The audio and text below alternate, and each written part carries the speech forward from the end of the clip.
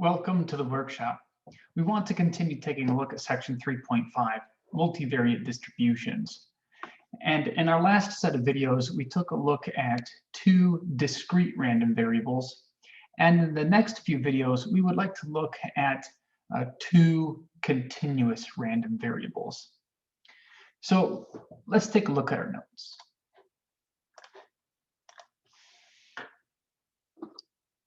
All right, so we previously looked at the joint probability distribution, and what we want to look at here is the joint probability density.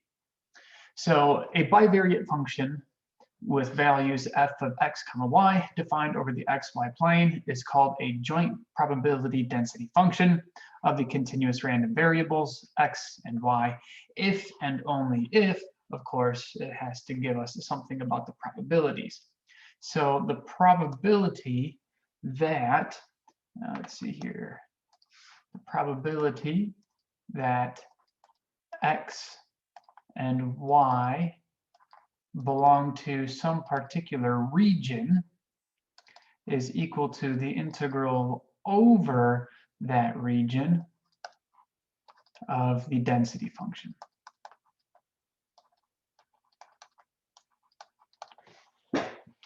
Now, you may not be super familiar with multiple integration, so hopefully these examples will clarify that a little bit. If these examples don't clarify multiple integration a little bit, then you may want to consider looking up some supplemental videos on multiple integration. And even if you are familiar with multiple integration, frequently they don't give it in this particular notation. You may be used to seeing integration bounds on both of the integration symbols. So that this may look just a little bit different than what you're used to, but all that we're saying is that the values that the area that we're integrating over is given by this symbol A. So A could be some rectangular region, or it could be some triangular region, could be an oval, it could be a lot of different things. We'll keep it pretty basic to rectangles and triangles for this course. All right, so again, we'll go into those details a little bit further as we take a look at these. Another thing that we want to be a little bit aware of is this is the notation that's used in the text. However, I'm not really much of a fan of this notation. I think it would be much more appropriate to say that there should be an extra set of parentheses around here, right? We want to talk about a probability of something happening. And what we're talking about is that the values that the random variable takes on belongs in some region.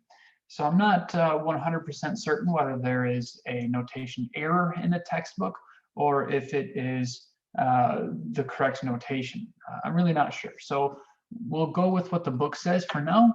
And if we find that it is incorrect, that there was actually a mistake, then we'll make that correction as we need to. But for now, just like that, this is the probability that x and y, the random variables, take on values inside some region. All right. And again, remember that the density function gives us probabilities. When we integrate, it gives us a probability. So for example, if I wanted the probability that x, let's see here, 2 less than or equal to x less than or equal to 5, I would take the integral from 2 to 5 of our density function when we're talking about one variable. But if I also wanted to talk about the probability that y, let's include y in this, is less than or equal to, or larger than 1, but less than or equal to 3, I would simply take this integral, and then I would, right, this would now be multiple inputs, integrate from 1 to 3 and dy. And that's essentially the idea of a multiple integration. You do the innermost integration first, and then you do the outermost integration. So it's still just single integration. You're just integrating something more than once.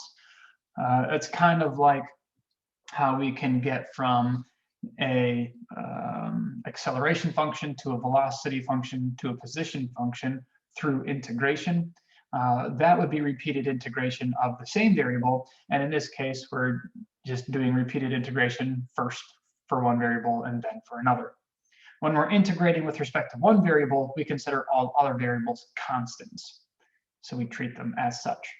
And that's a pretty basic description, and yet very sufficient for us to be able to do exactly what we're looking for here. All right, so let's consider our first example. So let's say we have a joint probability density function, and it's given by this. So it's piecewise defined. It's non-zero in this particular square, where x is between 0 and 1, and y is between 0 and 1. And it's 0 otherwise. So I've used Mathematica to create this image of our density function. And again, this density function gives us probabilities, right? If we find the area underneath the curve for a particular region, then that gives us the probability that our random variables will take on those particular values. Let's see here. So I want to do a couple of things here.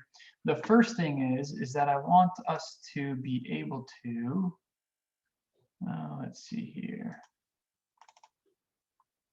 I want us to be able to plot this on Mathematica. So I would like to go ahead and minimize this. If you have, right, everybody has access to a university computer. So you can go to a university computer and they should have Wolfram Mathematica. And when you click on that, it will open up kind of a home screen, a welcome screen. Yep. And you can create a new document, and that's fine. That's what you would want to do. And I've created a document already, and it is the one for this lecture. So I'm going to open that. Now it's actually blank. I haven't put anything in there, and that's okay. So, and if we wanted to plot, let's see here. If we wanted to plot that function that we just saw, it is given by the command plot 3D, and this is case sensitive, so you got to be very careful about that. And then inside brackets, we want to put the function that we are integrating, x plus 3. Sorry, we're not integrating here, we're graphing. X plus 3 halves times y squared. That is the function that we want to graph, and the x values that we want it to take on, right where it's non-zero here. So the x values go from 0 to 1, and the y values go from 0 to 1 as well. Oh, need a comma in there. And then we can close it with a square bracket. Now to execute this command, to get Mathematica to perform this action, you have to hold the shift and then hit enter. And when you do that, it creates the image. And what's nice about this is that you can actually take this and stretch it out and make it nice and big, whatever size you want, and you can rotate it. So it's very, very nice to be able to manipulate the images like this. So you may choose to do that to help you get a visualization. If you don't want to do that, that's fine. But I thought Mathematica was a really nice resource that is not a free resource in general, but the university pays for a subscription. So we should take advantage of that ability. So we can plot things. We can also integrate things, and so we'll utilize that function a little bit later.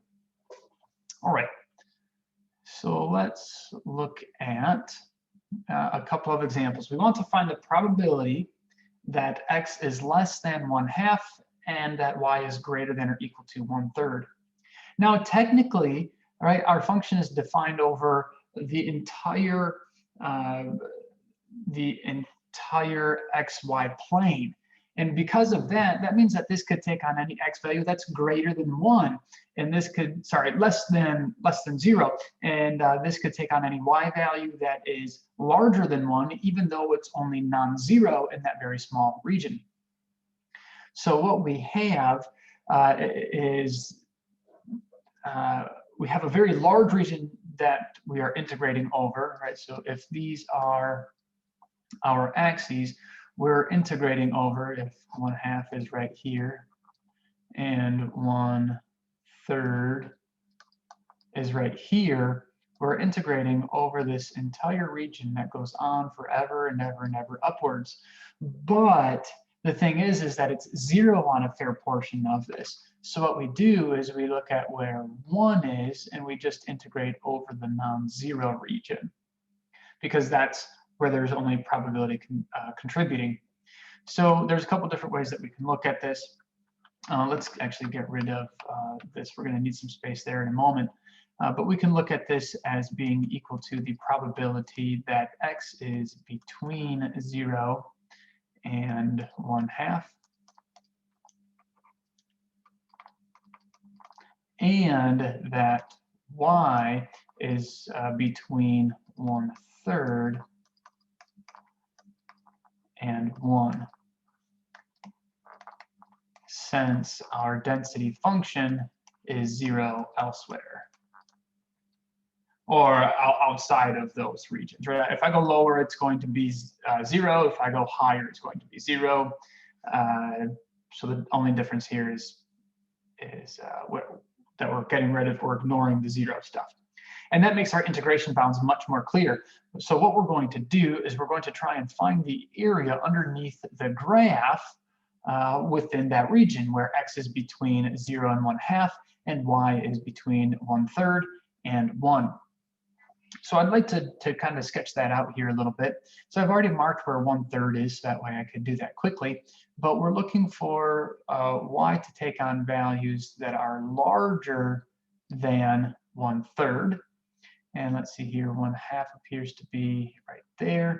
So, and we're looking for x values to take on, or x to take on values less than 1/2. So we're looking at this portion of the function values, and we want to find the area between that surface and the xy plane. So we say, all right, well, that has a little bit of height right there. So we kind of say, all right, well, it comes down a little ways, and it comes this way a little bit, and then it goes back to here, down there.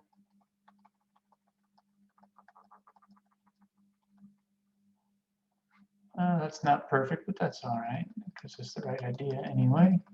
Okay, so that's what we're trying to find the volume of, that shape right here. So on top is the actual surface of the function, and then down below is, right, that bottom piece is the xy plane. Okay, gives us the idea anyway. We want to find the volume of this because it gives the probability that x is less than or equal to 1/2, and that y is greater than or equal to 1/3. Excellent. So we just need to integrate that function. So the probability that x is less than or equal to 1/2 and y is greater than or equal to 1/3 is given by the integral. Now our definition says that we have to integrate with respect to x first. And that's not actually completely necessary, but just to try and be consistent, we'll go ahead and do that. So we want to integrate over a particular region. And again, just to emphasize this a little bit more, if this is 1 and this is 1, the region where the function is non-zero is given by that square. And then if we look at 1/2 and 1/3, then the region that we are integrating over is this particular region here. If we want to integrate with respect to x first, I would encourage us to draw a rectangle that goes the entire length of x, and we're essentially integrating slices when we integrate with respect to x, and then we're going to integrate with respect to y. So we integrate from 0 to 1/2 for x, and then we integrate from 1/3 to 1 for y. So we have, actually, let's, right, this entire region is the area that we're integrating over, and we're finding the volume between that and the function values. Okay, so we're integrating with respect to y from 1/3 to 1, and we're integrating with respect to x from 0 to 1/2. And this works out nicely because the function that we are integrating is right non-zero on that region. So this, all of those values fit within this piece right here. So it's just x plus 3/2 y squared. X plus 3/2 y squared dx, integrating with respect to x first, and then dy. Again, we can look at this as two actions happening. We first integrate with respect to x, we do that thing, we complete it, and then we integrate with respect to y. Now, all of this can be shortened significantly by asking Mathematica to do this for us. And so if you're comfortable with the integration, first of all, skip through this video, see what our answer is, see if your answer matches. It's cool. If you're not comfortable or not familiar with multiple integration, watch this so that way you can see what's going on. But even then, we'll go to Mathematica and just say, hey, what's our integral? Now keep in mind, we do have to set up the integral, get the integration bounds and know what we're integrating and what order. But beyond that, these following computations can all be done by Mathematica, as well as other mathematical programs as well. So I've still got my integral from 1/3 to 1, integrating with respect to y. But inside of that, right, I'm performing my integral with respect to x. So the integral of x is 1/2 x squared, and the integral of a constant is, right, there's no x here, so all of that is just a constant, 3/2 y squared times x. And I'm integrating from 0 to 1/2. And then, right, I still need to integrate with respect to y. And I should evaluate that now. Of course, right, I need to finish my integration. I suppose I've done the integration, I need to do the evaluation. So I still have my integral from 1/3 to 1. And when I plug in 1/2, let's see here, when I plug in 1/2, I'm going to get 1/2 squared is 1/4. 1/2 times 1/4 is 1/8. And then I'm going to have, when I plug in 1/2 to this, I'm going to end up with 3/2 times 1/2 is 3/4 times y squared, right? I'm plugging in for x here, I'm not plugging in for y. So y stays exactly y, it's just a constant. When I plug in 0, everything is 0, so that's done, and I just have dy. So now I integrate with respect to y. Excellent. Integrating with respect to y, I get that this is 1/8 times y plus raise the power and divide by that same power is going to give me a 1/4 y cubed. Right, divide by 3 removes that 3, and evaluate from 1/3 to 1. Now here, I'm not going to bother plugging these in and doing all of this simplification, but what you should end up getting is, let's see here. Yeah, okay. What you should end up getting is 35 over 108 in your evaluation. Okay. When I plug in, let's see, when I plug in 1, of course, I'm getting 1/8 plus 1/4. And then when I plug in 1/3, I'm getting 1/24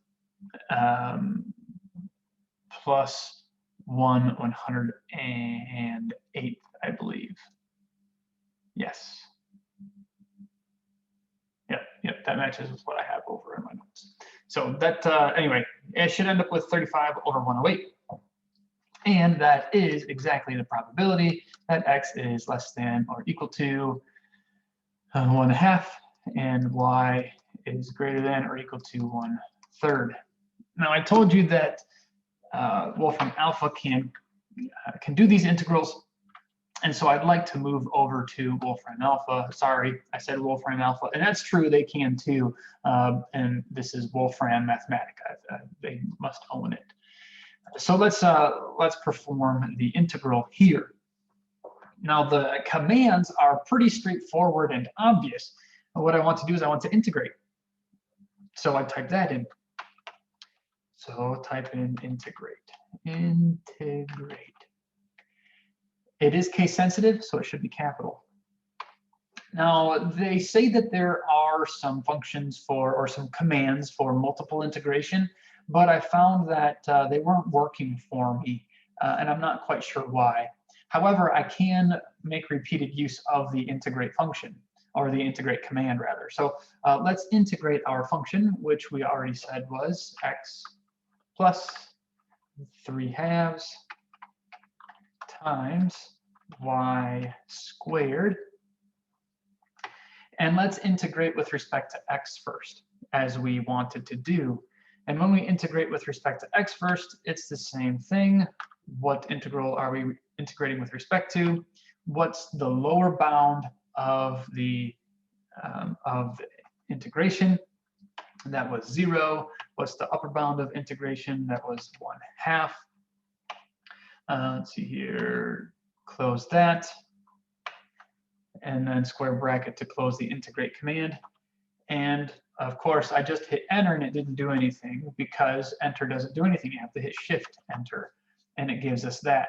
And that's exactly what we found when we integrated with respect to x. And then we want to integrate that with respect to y. Now, instead of copying that down, what I'm actually going to do is I'm just going to go back to this same spot and tell it to integrate what I just integrated. So integrate. So I'm nesting my commands here. So what I'm integrating is that integral. So that is the function of y. And then I'm integrating y with, with respect to y, and I'm integrating from 1/3 all the way up to 1. Close that to tell it that's what I'm integrating over for y. Close the command and shift enter, and it's going to give me the output 35/108. Excellent. So that avoids all of the work, but you still have to be able to set up the integral properly. And we're going to get some more experience with that in the second half of this example. So let's take a look at that.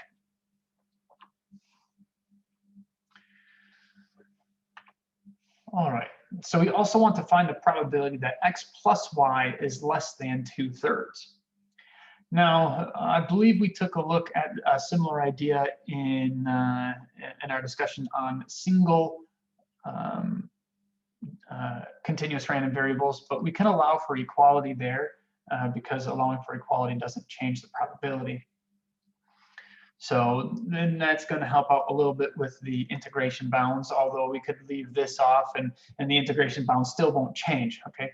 But this changes the region that we're integrating over. So if it wasn't clear in our last example, the region A is this red shaded region. That's the region that we want to integrate over. So we're just looking to determine that region here as well. So of course, this is my x-axis and this is my y-axis. If I have, let's see here, 2/3 is right here, put 1 there, 2/3 right here, and 1 is there. So this region is where it's non-zero. So to say that it's x plus y is less than or 2/3, less than 2/3, we don't care about anything outside of where it's non-zero because it's 0. It's 0 out there. I'm not worried about it. So I essentially just ignore it. And what I want to do here then is determine what region, what values of x and y satisfy that. And what we get is, so this we want to have x plus y is less than 2/3, but that gives us a couple things here.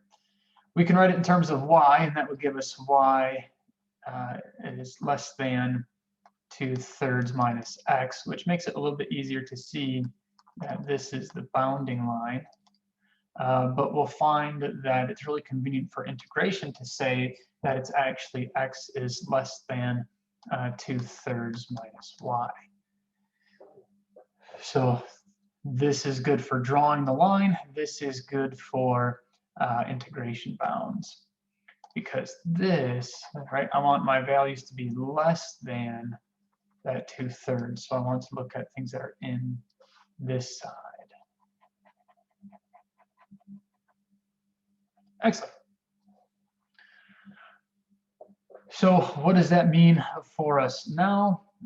Let's see here. Well, we want to determine again our integration bounds. And when we integrate with respect to x, again, what I encourage us to do is draw that horizontal rectangle somewhere in the middle, going from the lower integration bound to the upper integration bound for x. And when you do that, what you'll find is that, all right, depending on where you draw this rectangle, it changes the length of it here from 0 to what? Well, it's from 0 to this line right here. And in terms of x, what does our x value equal on this line? Well, our x is given by 2/3 minus y. So that tells us our integration bounds. So that line, this line specifically, is may be written as x equals 2/3 minus y. So whether you wrote it this way or what, but that line specifically is given by x equals 2/3 minus y. So that's our upper integration bound for x. So we go from 0 to 2/3 minus y, because that's all the farther that that rectangle can be drawn. So our probability here, let's see, our probability that x plus y is less than 2/3 is given as the integral over y, and then integrate over x, or write the innermost first rather, but x would be from 0 to 2/3 minus y. And because we're looking at the non-zero region, we simply say we're integrating that function x plus 3/2 y squared dx. And then what are we integrating with respect to y? Well, we don't have to draw the vertical bars for y. All that we have to do is integrate over all possible y values. Okay, it doesn't matter what happens over here, because I've already considered all the way from 0 to 2/3 in terms of x.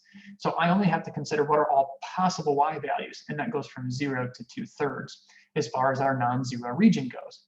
So 0 to 2/3. Excellent. So, and then that would be integrated with respect to y.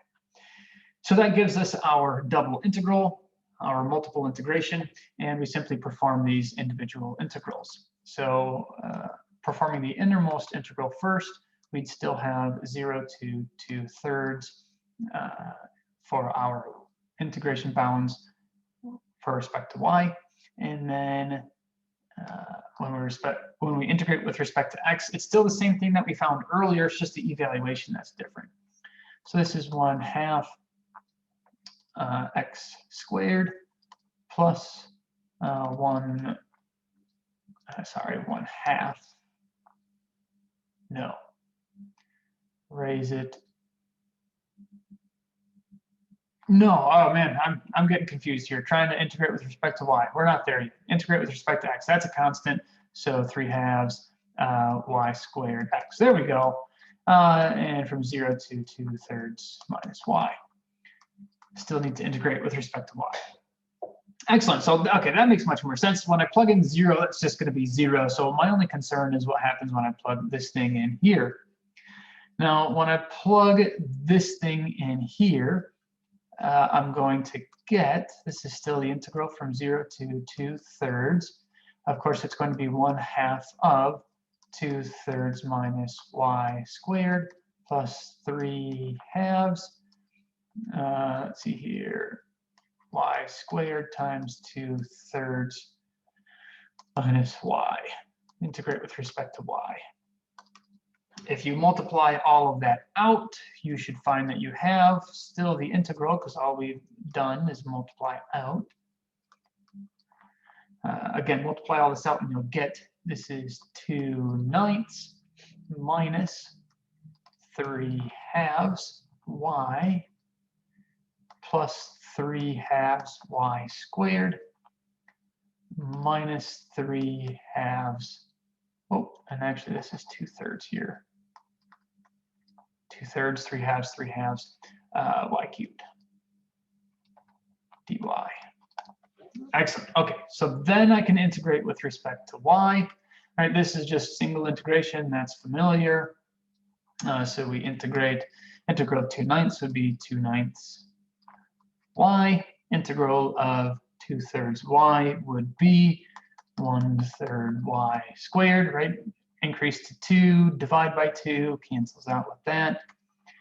Raise to 3, and that will cancel out with that 3 when we divide by 3, so it's 1/2 y cubed.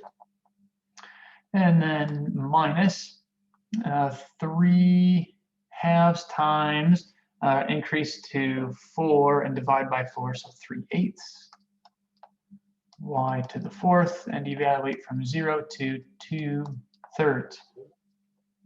All right, when I plug in 0, everything's going to be 0, so I just have to look at what happens when I plug in 2/3. When I plug in 2/3 here, I'm going to end up with 4/27. When I plug in 2/3 here, I'm going to end up with 2/27. When I plug in 2/3 here, I'm going to end up with 1/27. When I plug in 2/3 here, I'm going to end up, oh no, not 1/27 there. I missed some 2's. Let's see here, 4/27, that was right. 4 or 27, yep. 2 cubed is 8 over 27 and a factor of 2, so 4/27, and then minus, let's see here, factor of 3 will cancel, so it's over 27. 2 to the 4th is 16, and 16 divided by 8 is 2, so 2/27. All right, so I don't remember what all those are, but of course I should have written them down, and I would find that our overall solution is 2/27. Yay! All right. So we get that's what the probability of x plus y being less than 2/3 is. And again, just for a little bit of extra practice, what I'd like to do is I'd like to take a look at Wolfram Alpha again to help us. So this time I'm going to type everything in all at once. Well, maybe not. Let's do over x first again, because it's really interesting to see how well it works with even evaluating plugging in y as an integration bound, because that can be troublesome in some cases. So I want to integrate, and I want to integrate x plus 3/2 times y squared. That's what I'm integrating, and I'm integrating with respect to x, and I'm integrating from 0 to 2/3 minus y. Excellent. So when I tell it to do that, it very quickly tells me what that integral is, and that is exactly what we had found. Fantastic. If you wanted to, this is kind of interesting. If you wanted to, you can even tell it to expand that. Expand. So I'll put that in the square brackets. And if I were to do that, it'll expand it for me. And excellent. So it's like you showed work and you didn't really need to. And if you're wondering, yes, that is what I did. Okay. So for here, integrate. I want to integrate this thing. So I've done one integration for x. I need to do another integration for y. So I need to integrate with respect to y. And I'm integrating from 0 to 2/3 in this case. And when we tell it to do that, we get 2/27. It's exactly what we found. Fantastic. That's what we found. All right, so again, the most difficult part that there should be is finding the integration bounds, and which depend on whether you're integrating with respect to X or Y first, and understanding the region that you're integrating over. So if you have any questions about that, feel free to ask. Watch some supplemental videos that you can find by searching for multiple integration or whatever you need to do. But if you have any questions, of course, get a hold of me, and I'll see you guys back in the workshop very shortly for more on 2 continuous random variables. See you guys in a little bit.